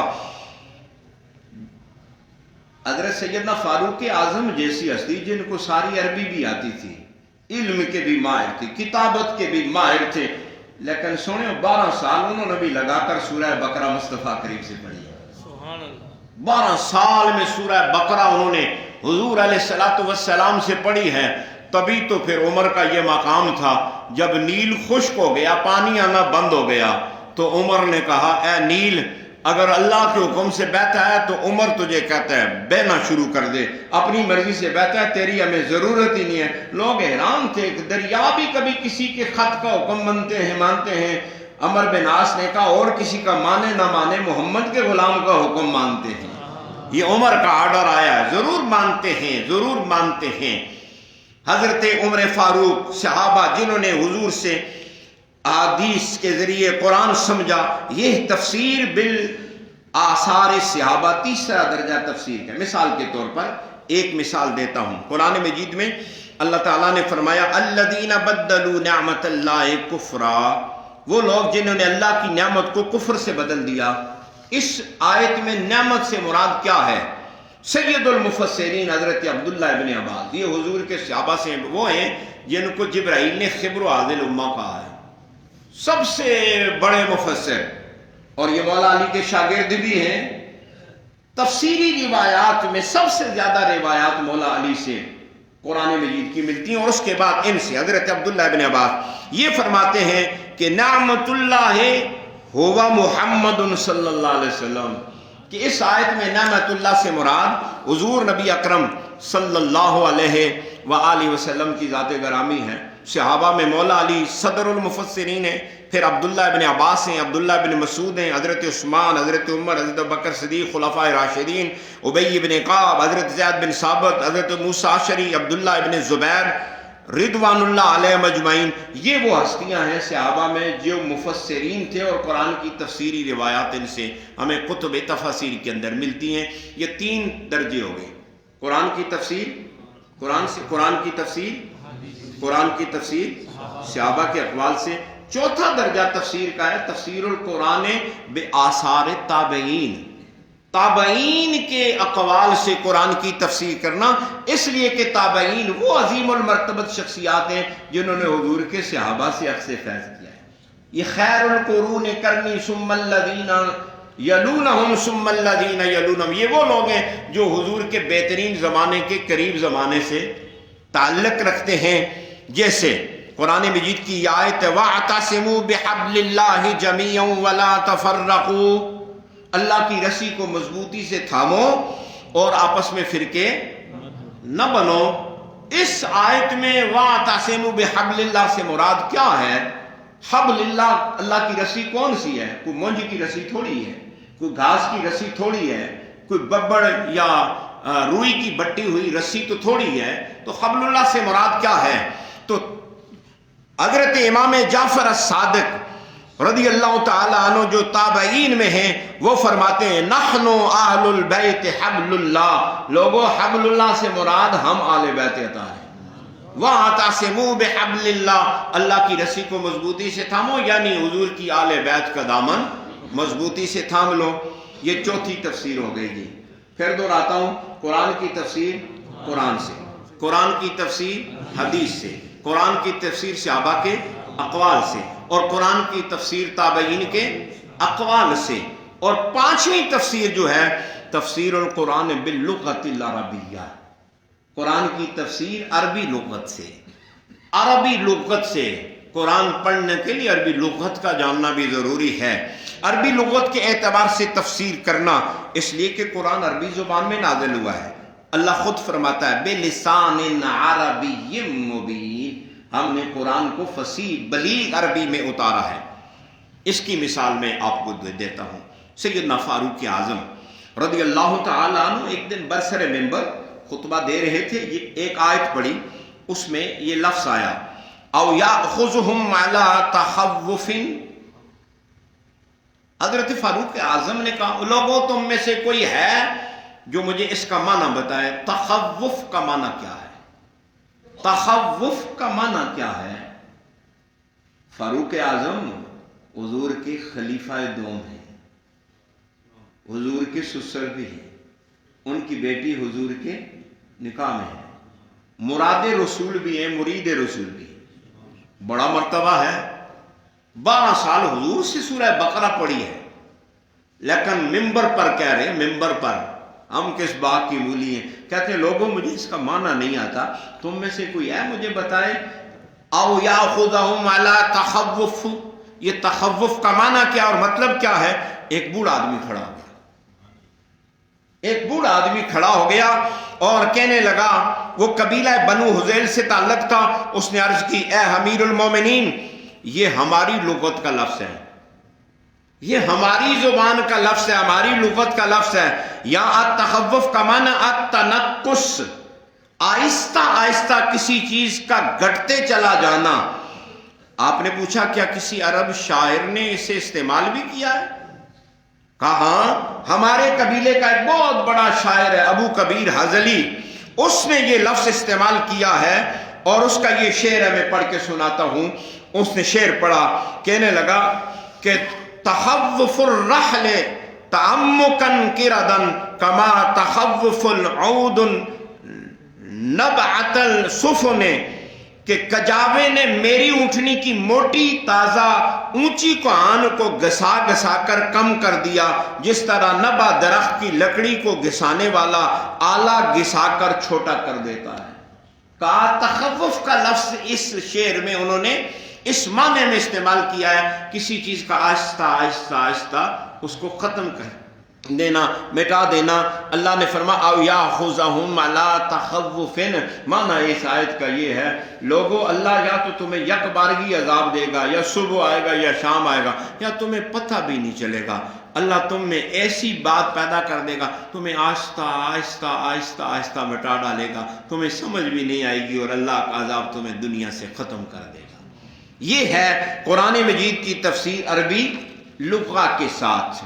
اور چھٹی تفسیر جو ہے کلام کے معنی، قرآن مجید کے معنی قوت شرع کے مطابق تفسیر کرنا۔ فہم اور فراست وہ اللہ کی خاص نعمت ہے جو اللہ اپنے برگزیدہ بندوں کو عطا کرتا ہے، یہ بھی ایک تفسیر کا درجہ ہے۔ حضور نے حضرت عبداللہ ابن عباس کو یہ دعا دی تھی، اللہم فقہہ فی الدین وعلمہ التاویل، اے اللہ اسے دین میں سمجھ بھی دے دے اور اسے تاویل کا علم بھی دے دے، اسے تاویل کا علم بھی دے دے۔ اور اسی طرح آپ مولا سیدنا مولا علی المرتضیٰ کرم اللہ وجہ الکریم سے ایک دفعہ سوال ہوا، الخصکم رسول اللہ صلی اللہ علیہ وسلم بشیء، اے علی کیا حضور نے کوئی خاص چیز بھی آپ کو دی، کوئی الگ سے، سب سے الگ سے کوئی خاص چیز بھی دی ہے؟ آپ چونکہ حضور کے ویر تھے، نزدیک تھے، کوئی خاص چیز بھی دی ہے؟ تو مولا کائنات نے فرمایا فقال ما عندنا غیر ما فی ھذہ الصحیفہ، لوگوں نہیں، اللہ کے رسول نے ہمیں یہ صحیفہ دیا ہے اور کوئی خاص نہیں، یہ قرآن دیا ہے، یہ قرآن دیا ہے۔ او فہما یؤتیہ الرجل، یا وہ فہم ہے جو کسی مرد کو عطا کیا جاتا ہے۔ بس مصطفیٰ نے قرآن دیا، لیکن قرآن کے ساتھ مصطفیٰ نے علی کو اس کا فہم بھی دیا ہے۔ یہ فہم جو علی کو نصیب ہوا، خدا کی قسم ایسا فہم کائنات میں کسی کو نہیں ملا ہے، کسی کو نہیں، ایسا فہم اللہ نے علی کو دیا۔ میں ایک ہی مثال دینا چاہوں گا آپ کو جلدی کے ساتھ، کہ حضور نبی اکرم صلی اللہ علیہ وسلم کے صحابی حضرت فاروق اعظم کے دور میں ایک عجیب واقعہ پیش آ گیا کہ 2 عورتوں نے بچے جنے، ایک کے یہاں بچی، ایک کے یہاں بچہ پیدا ہوا، رات کا اندھیرا تھا، بچے تبدیل ہو گئے۔ ہر ماں کہتی ہے میرا بچہ ہے، بچی کو کوئی قبول ہی نہیں کرتی۔ اب جھگڑا امیر المومنین کی بارگاہ میں پہنچا، انہوں نے کہا میں کیسے فیصلہ کروں، میرے پاس تو کوئی ایسا آلہ نہیں ہے کہ جس سے میں ماپ کر، یا کوئی ایسا میرے پاس اینک بھی نہیں ہے جس سے میں بتا سکوں یہ اس کا ایک دن کا، رات کے بچے کیسے پتا چلے گا یہ کس کا اور یہ کس کا نہیں ہے۔ کہا علی کو بلا لو، علی کو بلا لو. فاروق اعظم نے کہا علی کو بلا. مولا علی آگے. کہا علی جب بھی مشکل پیش آتی ہے تم ہی حل کرتے ہو, ذرا یہ بتاؤ, یہ مقدمہ ہے, یہ کہتی ہے بیٹا میرا ہے, یہ کہتی ہے بیٹا میرا ہے, بیٹی کو کوئی قبول نہیں کرتا, تو یہ کس کی ہے؟ مولا علی نے کہا اس میں تو کوئی فکر مند ہونے کی بات نہیں, یہ کوئی مشکل بات نہیں, کیا کریں؟ کہا امیر المومنین ایسے کرو, ان دونوں عورتوں کو اندر پردے میں چلے جائیں, ایک ہی حجم کا برتن دے دو, پہلے ایک کا دودھ لے کر دوسرے برتن میں ڈالو, پھر اتنا ہی دودھ دوسری کا لے کر دوسرے برتن میں ڈالو, ان دونوں برتنوں کو ترازو پہ رکھ کر تولو. اب ویسے عقل تو یہ کہتی ہے یہ میرے ہاتھ میں گلاس ہے, یہ جتنا پانی ہے اس کو میں کسی اور برتن میں ڈالوں, اتنا اور پانی اس میں لوں, اس کو دوسرے برتن میں ڈالوں, تو آپ کیا کہتے ہو؟ ترازو پہ رکھ کے تولے تو برابر ہونا چاہیے کہ نہیں؟ برابر ہونا چاہیے نا. تو عقل تو یہی کہتی ہے برابر ہونا چاہیے تھا. اب علی نے کہا, ابھی کوئی بولا نہیں, چپ رہا, سوال نہیں کیا. اب دودھ لیا, ترازو پہ رکھ کے تولا تو ایک کا وزن کم ہو گیا, ایک کا. علی نے کہا یہ جس کا وزن زیادہ ہے بچہ اس عورت کو دے دو, جس کا وزن کم ہے بچی اس عورت کو دے دو. سیدنا فاروق اعظم نے کہا علی یہ کہاں سے سیکھا ہے؟ علی نے کہا مجھے تو مصطفیٰ نے قرآن ہی دیا ہے, یا قرآن کا فہم دیا, اور میرے پاس کچھ نہیں ہے. کہا یہ قرآن کا جو آپ کو دیا, قرآن تو سب پڑھتے ہیں, ہم بھی پڑھتے ہیں. کہا اس کے ساتھ مصطفیٰ نے مجھے اس کا فہم بھی دیا ہے, وہ فہم ہے. کہا کیسے سمجھا, کہاں سے سمجھا, ہمیں بھی تو بتاؤ.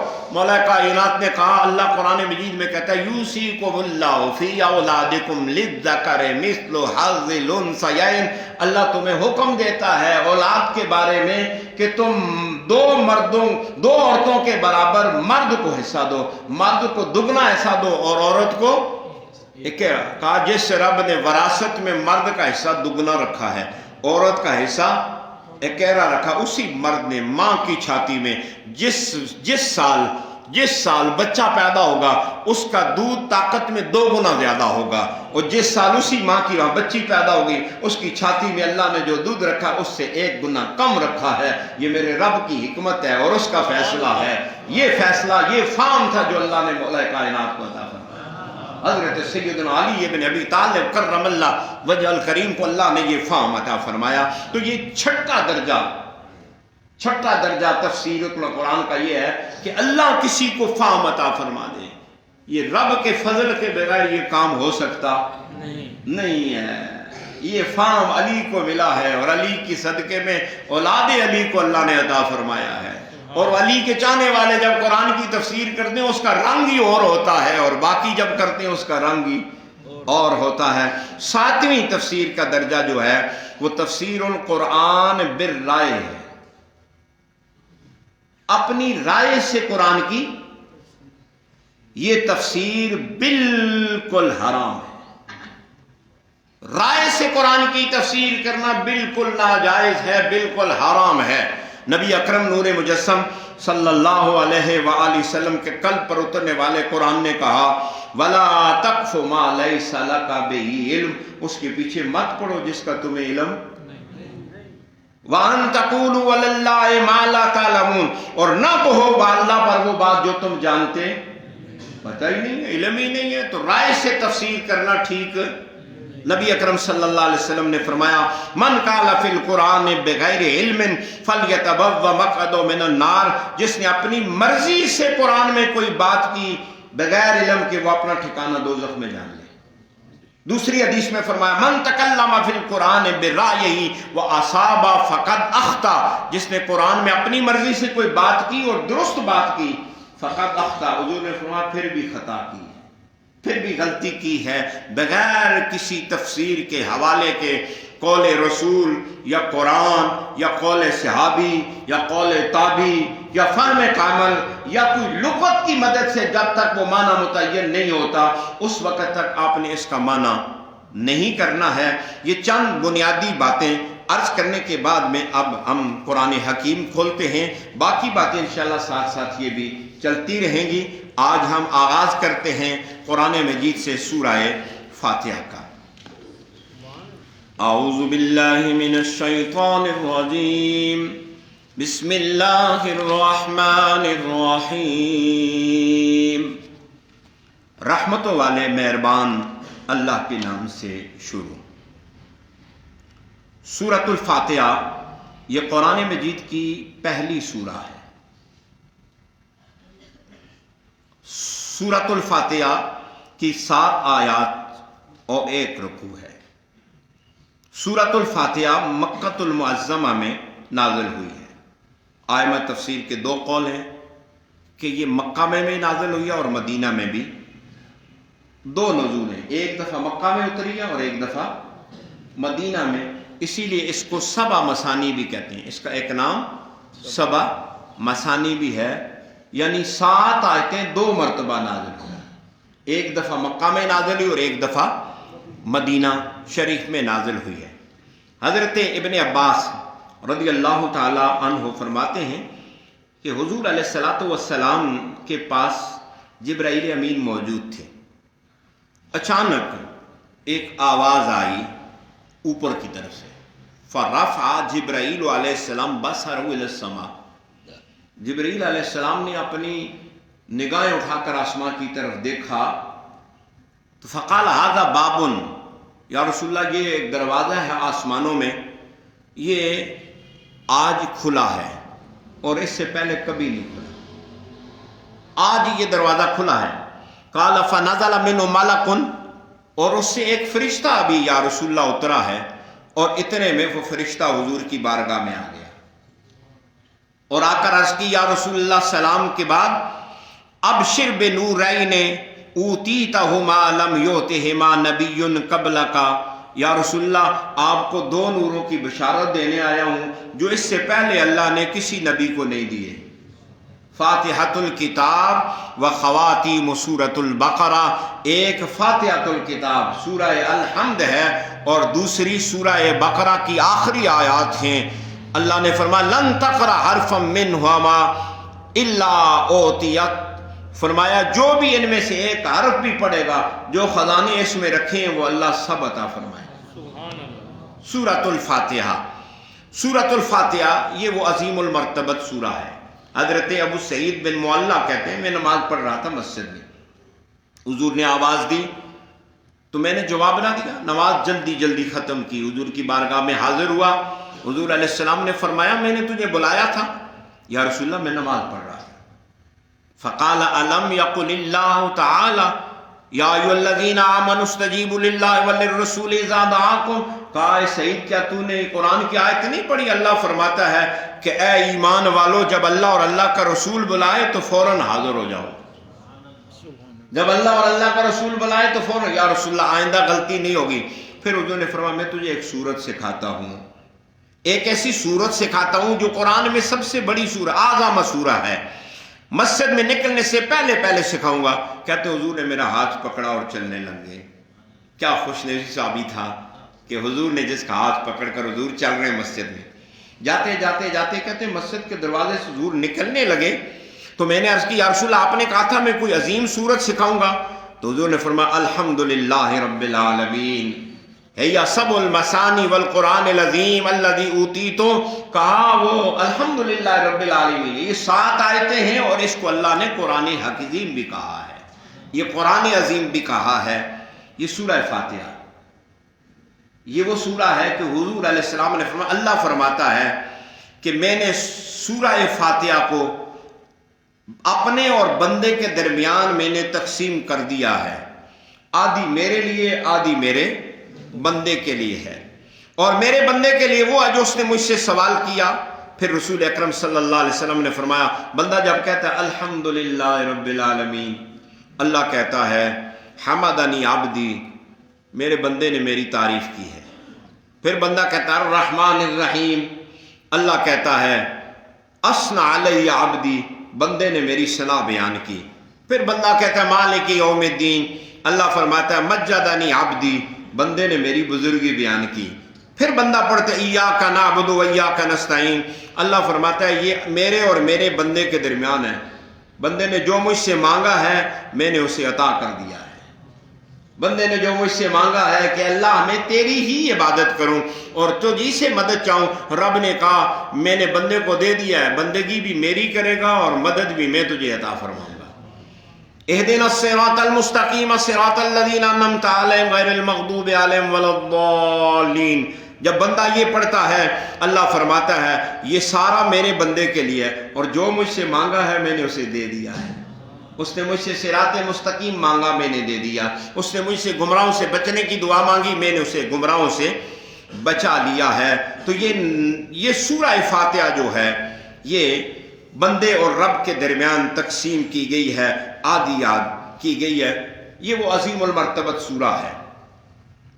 حضرت حسن بصری کہتے ہیں کہ پورا قرآن اللہ نے سورہ فاتحہ میں بیان کر دیا ہے. قرآن مجید کی 7 منزلیں، ایک منزل ایک آیت میں.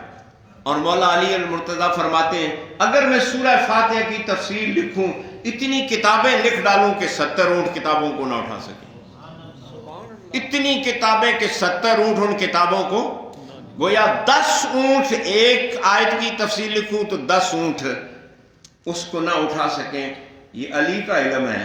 سنو، علی کا علم یہ ہے تو جس مصطفیٰ نے بتایا ہے اس مصطفیٰ کا علم کیا ہوگا؟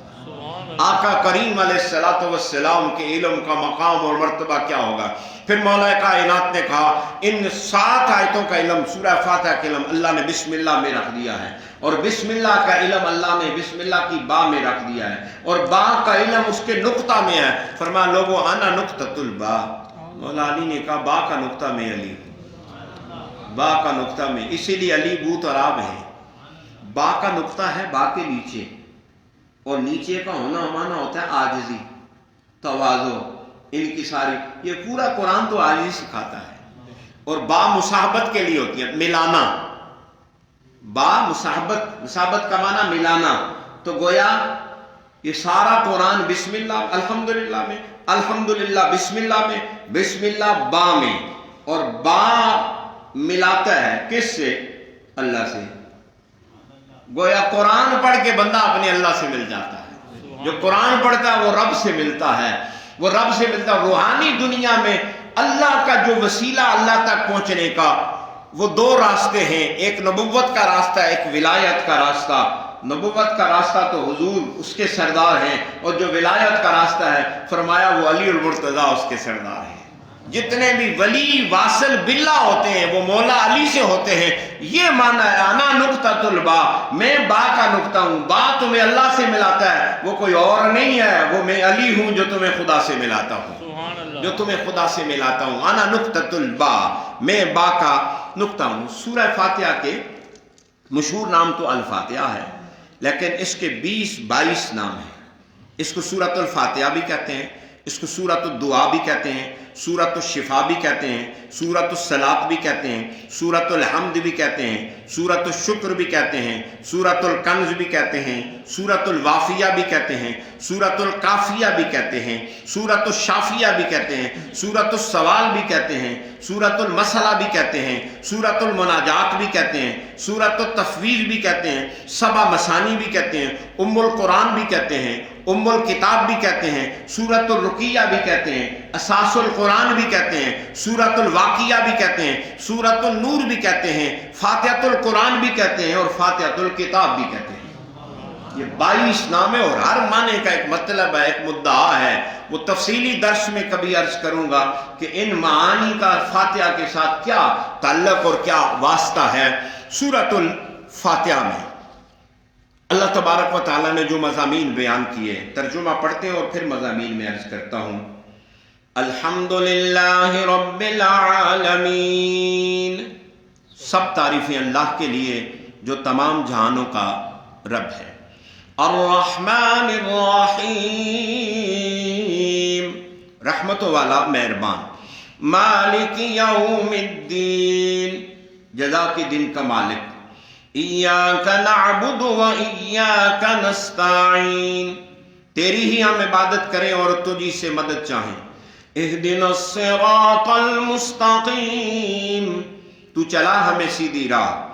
صراط الذین انعمت علیہم غیر المغضوب علیہم ولا الضالین، ان لوگوں کی راہ جنہیں تو نے نعمتیں عطا کی، نہ ان کی جن پر غضب کیا گیا. فرمایا گیا اور نہ ہی گمراہوں کی۔ آمین۔ سورہ فاتحہ کے آخر میں آمین پڑھی جاتی ہے، لکھی نہیں جاتی۔ آمین کا معنی ہے استجب، اے اللہ قبول فرما لے۔ حضرت امام بخاری نے ابن عطا کا قول لکھا ہے آمین الدعا، آمین دعا ہے، اس کا معنی ہے کہ اللہ قبول فرما۔ اسی لیے نماز میں ہم آمین آہستہ کہتے ہیں کہ حضور علیہ الصلوۃ والسلام نے نماز میں آمین آہستہ کہی ہے، اور یہ دعا ہے، اور دعا کے لیے قرآن میں حکم ہے کہ اپنے رب سے آہستہ عاجزی کے ساتھ دعا کیا کرو، اس لیے نماز کے اندر آمین آہستہ۔ سورہ فاتحہ اللہ تبارک و تعالیٰ کا ایک گنجینہ ہے، علم کا، معرفت کا سمندر ہے۔ اس کی پہلی آیت جو ہے اس میں اللہ کی توحید کا بیان ہے، وجود باری تعالیٰ اور اس کی شان ربوبیت کا بیان ہے۔ الحمدللہ رب العالمین، رب کہتے ہیں بتدریجاً کسی چیز کی پرورش کرنا، اس لیے ماں باپ کو بھی مجازی رب کہا جاتا ہے۔ رب ارحمہما کما ربیانی صغیرا، اے اللہ ان پر رحم فرما جس طرح انہوں نے ہماری پرورش کی ہے۔ ربیانی صغیرا، بچپن میں ہماری پرورش کی ہے۔ رب وہ ہوتا ہے جو سب کو پالتا ہے۔ ایک ہی نظارہ اس کی ربوبیت کا بتاتا ہوں کہ وہ کیسے پالتا ہے۔ میں اپنے علاقے کا ایک واقعہ، ہمارے دیہات کے علاقے میں ایک بندہ بکریاں چراتا تھا، اور وہ بکریاں لے کر کاغان ناراں کی طرف گیا، وہاں سلوں پر روٹیاں پکاتے تھے۔ اس نے ایک پتھر وہاں سے صاف سا لے آیا جس پر وہ روٹیاں توے شوے نہیں ہوتے تھے، وہ لے کر اپنے گاؤں میں آ گیا، اس پر بھی وہ روٹیاں پکاتا رہا، اس کی بیگم پکاتی رہی۔ اس میں ایک جتنی یہ تھیلی کے اندر ہے، ایک اٹھنی جتنی یا 5 روپے کا جیسے سکہ ہوتا ہے یا 10 روپے کا بڑا سکہ، اتنی جگہ اس پتھر کی وہاں سے روٹی کچی رہتی، باقی روٹی ساری پک جاتی، وہ پتھر باقی گرم ہوتا، اس جگہ سے ٹھنڈا رہتا۔ ایک دن اتفاق سے اس کی بیوی سے وہ پتھر ٹوٹ گیا، گر کر ٹوٹا، تو وہ حیران ہو گئی کہ وہ جو جگہ درمیان میں سی تھی، جس جگہ سے وہ پتھر گرم نہیں ہوتا تھا، روٹی کچی رہتی تھی، دیکھا تو ادھر ایک کیڑا نکل کر دوڑنے لگ گیا، کیڑا نکل کر چلنے لگ گیا۔ میں نے کہا یہ ہے رب العالمین، اس پتھر کے اندر بھی میرا رب کیڑے کو رزق دیتا اور پالتا ہے۔ پتھر کے اندر وہ 10-12 سال تو ادھر پکاتا رہا روٹیاں، پھر 10-15-20 سال اس کے گھر میں اس پتھر پر روٹیاں پکتی رہی، آگ جلتی رہی، لیکن اس پتھر کے اندر کیڑے کو آگ نے جلا کر موت بھی نہیں دی ہے، اور پتھر کے اندر اس کو میرا رب رزق بھی دیتا رہا ہے۔ اے انسان، کم از کم تو اس کیڑے سے تو کم تر نہیں ہے، تو بہت اعلیٰ مخلوق ہے، تو اشرف المخلوقات ہے۔ یقین رکھ اپنے رب پر کہ تیرا رب وہ ہے جو پتھر کے اندر کیڑے کو بھوکا نہیں رہنے دیتا، تجھے کب بھوکا رہنے دے گا اور تجھے کب محروم رکھے گا۔ الحمدللہ رب العالمین۔ الرحمن الرحیم میں اللہ کی رحمت کا ذکر ہے۔ اللہ کی رحمت ایک عامہ ہے، ایک خاصہ ہے، عام سب کو شامل ہے۔ وہ رزق دے رہا ہے، کافر بھی کھا رہے ہیں، مشرک بھی کھا رہے ہیں، مومن بھی کھا رہے ہیں۔ خاص رحمت اس کی یہ ہے، قیامت کے دن کلمے والوں کو جنت عطا فرمائے۔ اس کی ایک رحمت ذاتی ہے، ایک اس کی رحمت صفاتی ہے۔ رحمت ذاتی الرحمن میں اس کا ذکر ہے، رحمت صفاتی الرحیم میں اس کا ذکر ہے۔ رحمان اللہ کے سوا کوئی اور، یہ اس کا نام ہے جس طرح اللہ کا نام اللہ ہی کا ہے، رب کے علاوہ کوئی اللہ، رحمان بھی اللہ کے سوا کوئی اور، لیکن رحیم کا لفظ اور بھی استعمال کیا ہے۔ وہ صفاتی رحمت کیا ہے؟ فرمایا وَبِالْمُؤْمِنِينَ رَؤُوفٌ، مصطفیٰ مومنوں کے ساتھ رؤوف بھی ہیں، اور یہ صفاتی رحمت مصطفیٰ ہے۔ الرحیم میں حضور کی صفاتی رحمت کا ذکر ہے، اور اللہ نے جس طرح اس کی اپنی رحمت ایک خاص ایک عام ہے، اس طرح مصطفیٰ کی رحمت بھی ایک صفاتی رحمت بھی ایک خاص ہے، ایک عام ہے۔ عام یہ ہے کہ مصطفیٰ کا فیضان ہر ایک کو مل رہا ہے، حتیٰ کہ جبرائیل نے بھی کہا یا رسول اللہ، حضور نے فرمایا جبرائیل تجھے میری رحمت کا کیا ایسا ملا ہے؟ عرض کی یا رسول اللہ جس دن میں نے دیکھا کہ شیطان راندہ درگاہ ہو گیا تو میں ڈر گیا کہیں میری عاقبت خراب نہ ہو جائے، لیکن یا رسول اللہ جس دن آپ مبعوث ہوئے نا، اب مجھے یقین ہو گیا کہ میری عاقبت ٹھیک رہے گی، مجھے آپ کی رحمت سے یہ یقین ملا ہے۔ یہ حضور کی رحمت عامہ ہے، اور خاصہ یہ ہے کہ قیامت کے دن ہم گناہگاروں کو عروج اپنی چادر میں لے کر کملی میں لے کر جنت میں جائیں گے۔ یہ حضور کی رحمت خاصہ ہے جو قیامت کے دن اپنے غلاموں پر حضور فرمائیں گے مالک یوم الدین۔ اس میں وقوع قیامت کا ذکر ہے، ایمان بالآخرت کا ذکر ہے، جزا اور سزا کا ذکر ہے۔ قیامت کے دن کا مالک، ان دنوں کا مالک وہ نہیں ہے، دنیا کا بھی مالک اللہ، آخرت کا مالک بھی، رات کا مالک بھی، دن کا مالک بھی، صبح کا مالک بھی، شاموں کا مالک بھی۔ پھر اس نے کیوں کہا قیامت کے دن کا مالک؟ اس لیے کہ ادھر فرعون کہتا ہے نا میں مالک ہوں، نمرود کہتا ہے نا میں انا ربکم الاعلی میں ہوں، ادھر بڑے مالک بنے بیٹھے، لیکن قیامت کے دن آئے گا اللہ کے گلے من الملک اليوم، آج کون مالک ہے؟ کوئی نہیں بولے گا الیوم نختم علی افواہہم وتکلمنا ایدیہم، آج تو سب کی منہوں پر مہریں لگی ہوئی، کوئی کلام نہیں کر سکے گا۔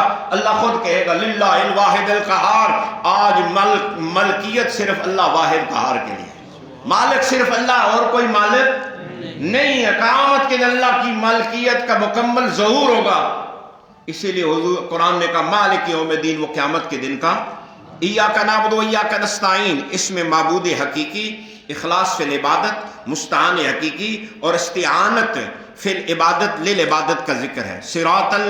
اہدنا الصراط المستقیم، اس میں صراط مستقیم کا ذکر ہے، مدارج ہدایت کے ذکر ہیں، اور صراط الذین انعمت علیہم، اس کے اندر بارگاہ نبوت سے ربط اور منعم علیہ لوگوں کا راستہ اللہ سے مانگا گیا ہے۔ وہ کون لوگ ہیں جن پر اللہ نے انعام کیا ہے؟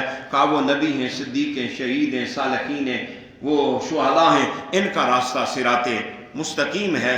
ہم نماز میں جب کھڑے ہوتے ہیں کہتے ہیں اللہ سیدھا راستہ دکھا، اور اپنے انعام یافتہ لوگوں کا راستہ دکھا۔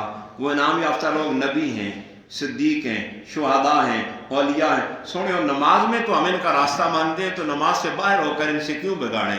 نماز میں تو انہی کا راستہ مان کر ہم ہدایت کے راستے پر چلتے ہیں۔ غیر المغضوب علیہم ولا الضالین، باطل سے دور رہنا، باطل سے ٹکر لینا، باطل سے بچنا، باطل والوں سے نفرت کرنا، حق کو ماننا، حق کا ساتھ دینا، حق والوں کو طلب کرنا، حق کو حق جاننا، باطل کو باطل جاننا۔ سورہ فاتحہ کی آخری آیت ہمیں یہ درس دیتی ہے۔ میں جلدی کے ساتھ دو چار باتیں اور سناؤں گا، کل سے انشاءاللہ ہم باقاعدہ پھر قرآن مجید کی مکمل تفسیر شروع کر دیں گے، روزانہ آج سپارہ پڑھیں گے۔ یہ سورہ فاتحہ، اس میں اللہ تعالیٰ کی صفات کا ذکر ہے، باری تعالیٰ کی 12 صفتیں بیان ہوئی ہیں سورہ فاتحہ میں۔ محمود الحمدللہ، الہ للہ، رب العالمین، رحمان الرحمن، رحیم الرحیم، مالک یوم الدین، معبود ایاک نعبد، مستعان ایاک نستعین، ہادی اہدنا، منعم صراط الذین انعمت علیہم، قہار غیر المغضوب علیہم، اور مدل ولا الضالین۔ یہ اللہ کے 12 صفات سورہ فاتحہ میں بیان ہوئی۔ اسی طرح بندے کی بھی 12 صفتیں سورہ فاتحہ میں بیان ہوئی ہیں۔ حامد، اللہ کی تعریف کرنے والا، الحمدللہ۔ مخلوق، اللہ، باقی سب مخلوق۔ مربوب، رب پالنے والا، بندے پلنے والے۔ محتاج فی الدنیا، الرحمن، سارے اس کے محتاج فی الآخرہ، الرحیم، وہ قیامت کے رحم کرے گا تو تب بخشے جائیں گے۔ مملوک، محکوم، مالک یوم الدین۔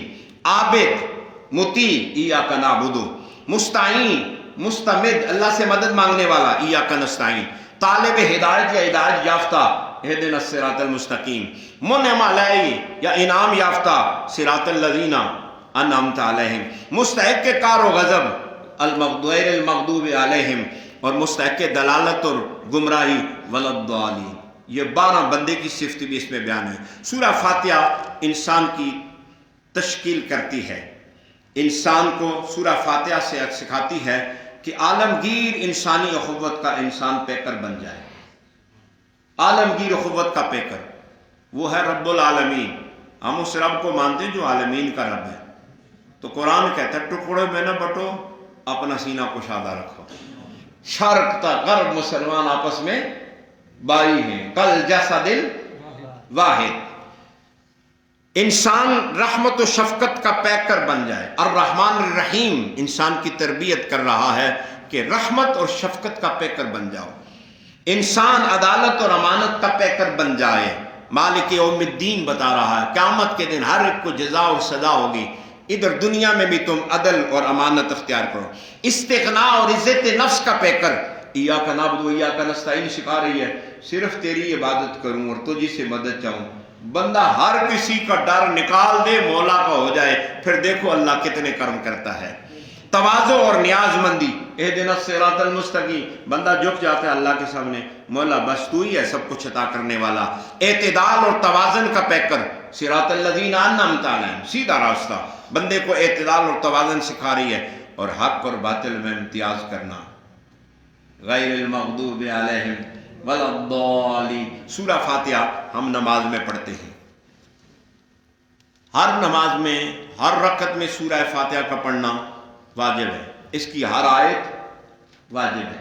ایک آیت بھی چھوٹ گئی تو نماز سجدہ صاحب کے بغیر نہیں ہوگی، جان بوجھ کر چھوڑے گا تو نماز نہیں ہوگی۔ امام کے پیچھے ہے تو پھر سورہ فاتحہ نہیں پڑھنی ہے، کیونکہ قرآن کو قوم اذا قرئ القرآن فاستمعوا لہو، وان سے تو جب قرآن پڑھا جائے تو چپ رہو اور غور سے سنو۔ جاری نماز ہو یا سری نماز ہو، قرآن کی سورہ فاتحہ اور سورت امام کے پیچھے نہ جاری نمازوں میں پڑھنی ہے نہ سری نمازوں میں پڑھنی ہے۔ مسلم شریف کی حدیث ہے، نبی اکرم صلی اللہ علیہ وسلم نے فرمایا انما جعل الامام لیؤتم بہ، امام اس لیے مقرر کیا گیا ہے تاکہ اس کی پیروی کی جائے۔ اذا کبر فکبروا، جب کوئی اللہ اکبر تو تم بھی کو اللہ، وَإِذَا قَرَأَ فَانصِتُوا، اور جب وہ قرآن پڑھنے لگ جائے تم چپ ہو جاؤ۔ اور دیگر کتب حدیث کے اندر یہ روایت بھی آئی ہے کہ قراءۃ الامام لہو قراءۃ، امام کی قراءت مقتدی کی قراءت ہے، اس لیے امام کے ساتھ جب آپ نماز پڑھیں تو امام کے پیچھے نہ اپنی سورہ فاتحہ پڑھنی ہے اور نہ ہی کوئی اور سورت پڑھنی ہے، خاموش ہو کر آپ نے وہاں پر کھڑے رہنا ہے۔ اللہ تعالیٰ آج کی ہماری سے اپنی بارگاہ میں قبول فرمائے، اللہ تعالیٰ ہمیں ہدایت کے راستے پر استقامت عطا فرمائے۔ دعا فرمائیں اللہ تعالیٰ قرآن مجید کے ساتھ ہماری مضبوط وابستگی نصیب فرمائے، آمین یا رب العالمین۔ الحمدللہ رب العالمین والعاقبۃ للمتقین، الصلاۃ والسلام علی سید الانبیاء والمرسلین وعلی آلہ واصحابہ اجمعین۔ اے اللہ تیرا شکر، تو نے ہمیں توفیق بخشی اور آج اس کلاس کا آغاز ہوا۔ یا اللہ تیری بارگاہ میں التجا ہے ہمیں اسی طرح محبت اور پیار کے ساتھ قرآن کے سامنے بیٹھنے کی توفیق عطا فرما، ہماری غلطیاں کوتاہیاں معاف فرما، قرآن سے ہمیں اخذ ہدایت نصیب فرما، طلب ہدایت کیا اللہ عطا فرما، ہم ہدایت کے طالب ہیں تو ہمیں ہدایت عطا فرما، ہم صراط مستقیم کے طالب ہیں ہمیں صراط مستقیم عطا فرما۔ یا اللہ جتنی میری بہنیں بیٹیاں مائیں یا اللہ شریک درس ہوئی، یا اللہ سب کا آنا قبول فرما، یا اللہ ان سب کو اپنے نور سے مالا مال فرما دے، ان کے گھروں میں بھی خیر فرما دے۔ یا اللہ کہیں تو اپنے بچوں کو چھوڑ کر آئی ہوں گی، کہیں اپنے گھر کے کام کاج چھوڑ کے آئی ہیں، یقیناً یہ مصروفیت کا وقت ہے۔ یا اللہ تو ان کو دنیا میں بھی اس کا صلہ عطا فرما اور آخرت میں بھی اس کا صلہ عطا فرما۔ جتنے بزرگ آئے ہیں، جوان آئے ہیں، بچے آئے ہیں، اللہ ان سب کو نور عطا فرما، ان سب کے دامن اپنے کرم سے مالا مال فرما دے، ان کی جولیاں انہیں بھر کر یا اللہ یہاں سے رخصت فرما۔ یا اللہ یہ جب مسجد سے باہر جائیں تو ان کے جسم اس طرح ہلکے پھلکے ہو جائیں کہ گناہ بالکل جڑ جائیں، اور یہ بالکل اس طرح ہو جائیں جیسے ان کی ماں ان کو ان کی اماں نے آج ہی دنیا میں جنم دیا ہو۔ یا اللہ پاک صاف فرما دے گناہوں سے، قرآن مجید کے صدقے میں یا اللہ سب کی دنیا آخرت اچھی فرما دے، سب مرنے والوں کی بخشش و مغفرت فرما دے۔ یہ ہمارے حاجی شیر خان صاحب نے یہ شیرینی پیش کی ہے، یا اللہ ان کی طرف سے یہ شیرینی قبول فرما، ان کو دنیا اور آخرت میں عزتیں عطا فرما۔ انہوں نے قرآن کی قدر کی ہے، قرآن پڑھنے والوں کی قدر کی ہے، یا اللہ تو ان کو قدر سے مالا مال فرما۔ ان کے بزرگوں والدین جو فوت ہو چکے ہیں ان کو جنت الفردوس میں اعلیٰ مقام عطا فرما، ان کی بخشش و مغفرت فرما، ان کو کروٹ کروٹ اپنی رحمتوں سے مالا مال فرما، ان کے کاروبار میں برکتیں عطا فرما۔ ہمارے کئی دوستوں نے ہمیں قرآن مجید یہ ہدیے کیے ہیں، اب میں سب کے نام کیس کیا لوں، اللہ سب کو جانتا ہے بہتر۔ یہ جو رحلیں ہیں یہ ہمارے حاجی نیاز صاحب نے 20 قرآن مجید بھی دی اور 45 رحلیں بھی لائیں۔ ہمارے حاجی شیر خان صاحب نے 20 قرآن مجید دیے، عادل قریشی صاحب نے 15 قرآن مجید دیے، ملک الدیتا صاحب نے 10 قرآن مجید دیے، ہمارے شیخ عبداللہ صاحب نے 20 قرآن دیے، ان کے بھائی نے 10 قرآن مجید دیے، اور حاجی نذیر صاحب نے 2 قرآن دیے، حاجی نصیر صاحب نے 3 قرآن دیے، یاسر بھائی نے 2 قرآن دیے، انیس بھائی نے 2 قرآن دیے، یا اللہ، اور سکندر نے کچھ قرآن لائے، یہاں علاوہ اور ایک بندے نے، ایک عورت نے کچھ قرآن دیے، یہ کوئی ہمارے پاس الحمدللہ 109 قرآن مجید دیے آج جو سب کسی نے دیے، یہ ڈسک ہے یا اللہ، جو ہدیہ جس نے دیا ان سب کو یا اللہ دنیا آخرت کی عزتیں عطا فرما، یا اللہ ان کو مالا مال فرما، انہوں نے قرآن کے لیے ادب کیا، عزت کیا، یا اللہ تو ان کو قیامت کے دن عزتوں سے مالا مال فرما، دنیا میں بھی عزتوں سے مالا مال فرما، رحمتوں سے مالا مال فرما۔ کچھ اور دوستوں نے بھی پیسے دیے ہیں، ہمارے چنزیب صاحب نے کوئی، میرا خیال ہے انہوں نے بھی کوئی 10 قرآن مجید کے لیے پیسے دیے ہیں، وہ ہم کم پڑھیں گے تو کل لے آئیں گے انشاءاللہ، اور ایک اور دوست نے دیے ہیں کچھ، یا اللہ ان کی طرف سے وہ ہدیہ بھی قبول فرما، اور یا اللہ جس نے جو ایسا جس طرح دام دل میں یا اللہ ڈالا ہے سب کو قبول فرما، سب کو عزتیں عطا فرما۔ یہ ہمارے پاس بیٹھے ہوئے ہیں شیخ اعجاز صاحب، یہ ٹافیاں لے کر آئے ہیں، انہوں نے قرآن مجید ختم کیا، اصال صاحب کے لیے دعا کرتے ہیں اللہ ان کی طرف سے قرآن پڑھنا قبول فرما، آخرت میں یا اللہ ان کی بخشش و مغفرت فرما، ان کے اعزاء و اقارب جتنے فوت ہوئے اس کا ثواب انہیں پہنچا کر یا اللہ ان کی مغفرت فرما۔ وصلی اللہ تعالی علی رسول خیر خلق محمد وآلہ وصحبہ اجمعین۔